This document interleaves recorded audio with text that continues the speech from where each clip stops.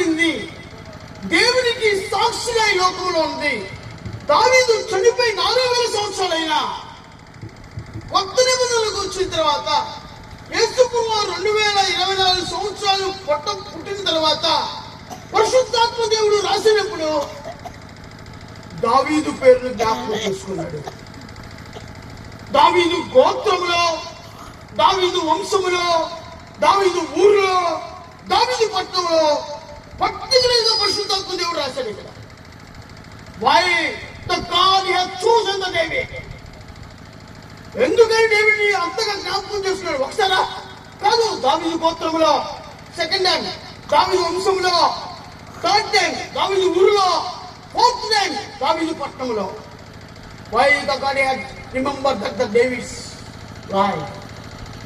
ఆలోచించండి. 4000